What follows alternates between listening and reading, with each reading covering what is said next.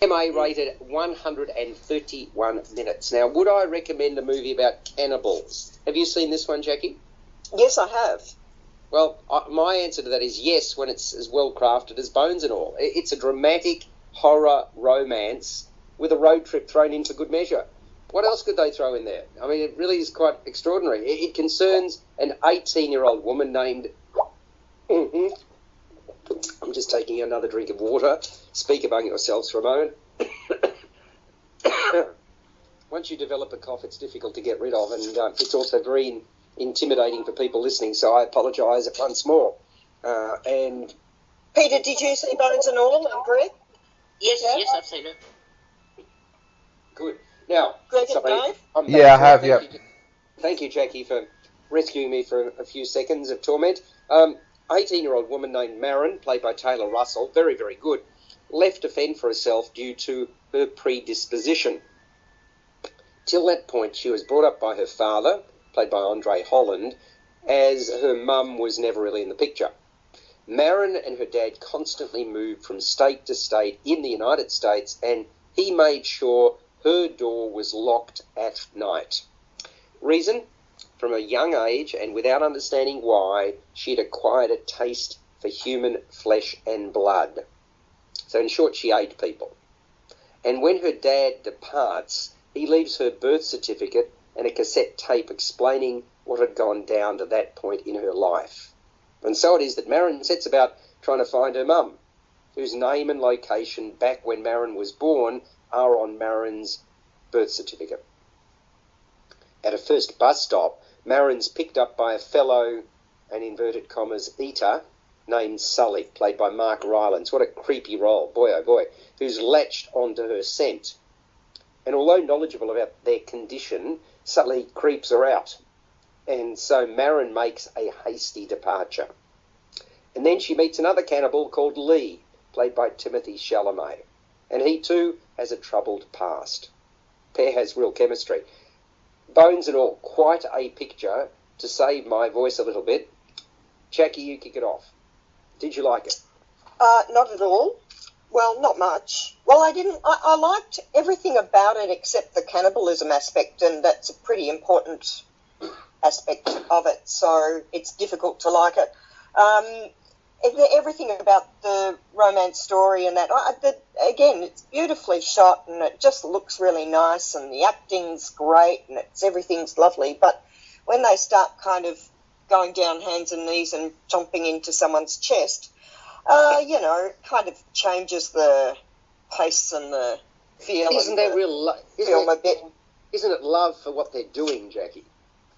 What? Oh, I just don't want to see it. It's just gross. I mean, why would I want to go into a film and see that? Honestly, why hang a beautiful film and whatever its budget was and all this talent on something like that? Honestly, I just don't need it. It's like zombies. I do not need to see another zombie film in my entire life. What is it about zombies and cannibals? It's really weird. They're very popular. And you're right, Mark Rylance as Sully, actually, really good performance again. They're all good performances, but very creepy, very cleverly, created, but very creepy. And it just reached the stage where the cannibalism thing was just ridiculous because they were all ridiculously smeared in, what is it, tomato sauce or whatever it is, and, from forehead to navel. And you don't have to be that messy when you're eating, honestly. We're now having a go at the way that they actually consume. Yeah, in the end, it gives us continuity issues because you're looking at, how the stain has changed from one scene to the next, or how they haven't washed their arms, but they're able to, Anyway, there you go.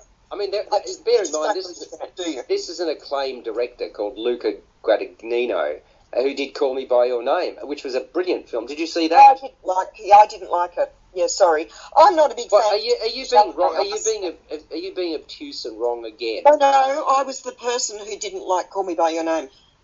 You're the only one that I've spoken to, but that's good. That's the only person I've spoken to who didn't like it. Sorry, you didn't. You have spoken to another person? No, I am the only person I have spoken to Thank you very much. I'm getting a bit of juice. Peter Krausz, can we put a bit of semblance of normality into this conversation? I'm a huge fan of Luca. I think he's an incredible director, and I thought Call Me By Your Name was a remarkable movie. And I think this is a pretty special film as well, bones and all. What did you think? Look, I agree. He tends to choose quite diverse sorts of topics, and I mean, from opera to teenage love to cannibal films and ethical eating, I suppose, would be an aspect of Bones and All. I think it's a pretty good film overall. I would have liked a little more backstory, speaking of backstory, about the development of the cannibal trend that has been happening in that society that the film creates. And I think that in itself would be very interesting.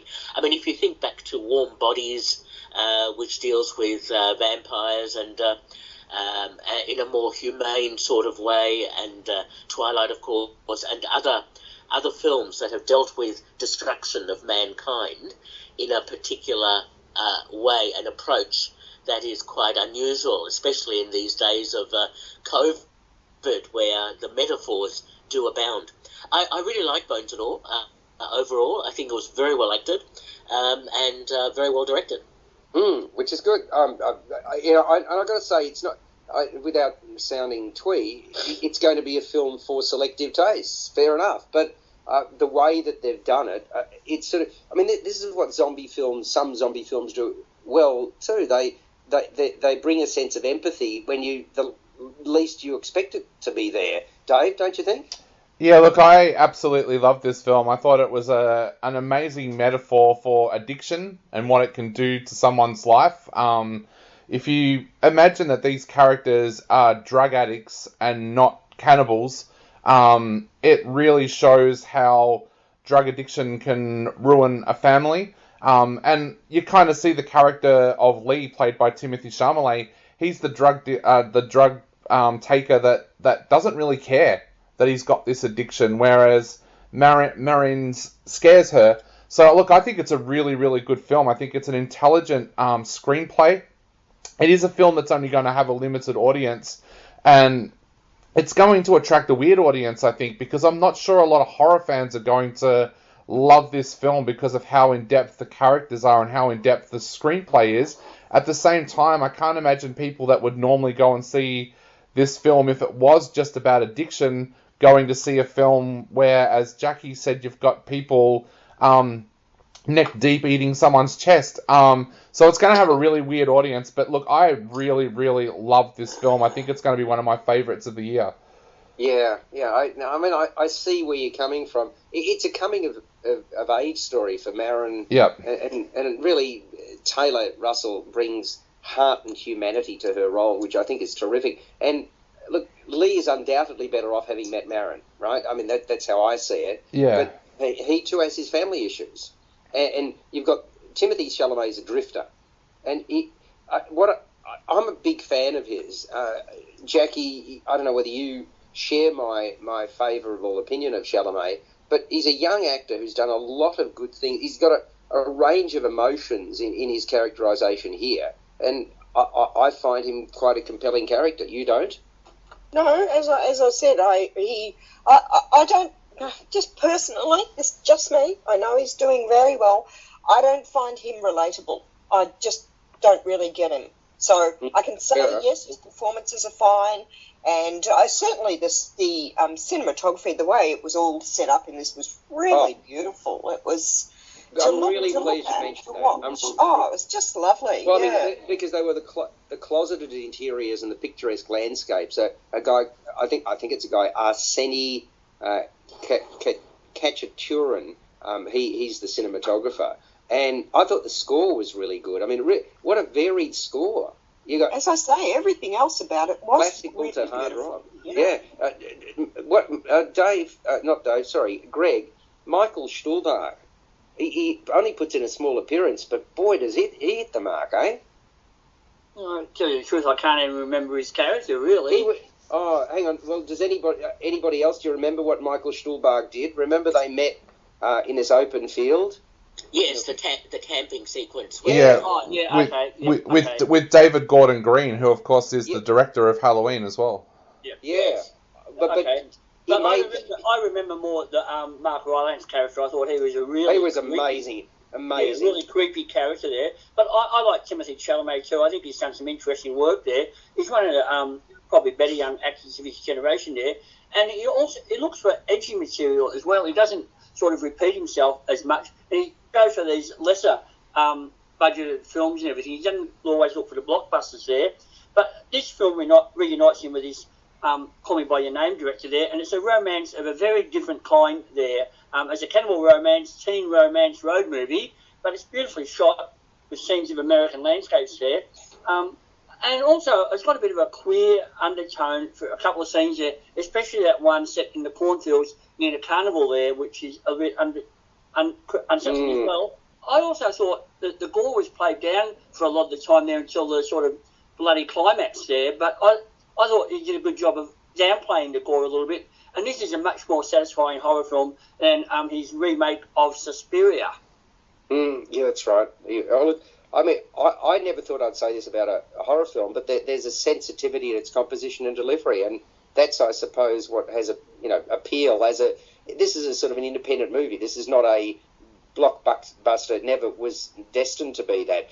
Let's give it a score. It's rated MA for very good reason. It runs for 2 hours and 11 minutes. It's called Bones and All. Greg, what are you giving it? I'll give it 8 out of 10. Yeah, I'm giving it an 8, Jacqui. Well, I actually, as I said at the start, liked everything about it except the cannibalism aspect, and I found that bloody awful. There you go. And I actually gave it 4 out of 10. I'm sorry, I didn't even pass it. Oh, okay. Harsh, did you? No, I didn't like it. Sorry. All right. Well, that's Jacqui's opinion, and she can be wrong, and we accept that. That's fine. No, but I get it, Jacqui, from the point of view that it's subject matter that doesn't interest you, right? I mean, if that aspect was removed from the film and they found something else to then it wouldn't be the same. Then it wouldn't be the same film. It'd be a different film. Well, of course it wouldn't be the same film, but if they find a different metaphor for addiction or all these, aspects to it, a different metaphor than just cannibalism, I would have preferred that. But there you go. Next time, maybe. Okay, we're building up here. Peter Krausz? Yes, I like the film, 7 out of 10. And Dave, high mark here, please. Yeah, look, I'm actually going to give this a 10. I actually wish I'd written this film.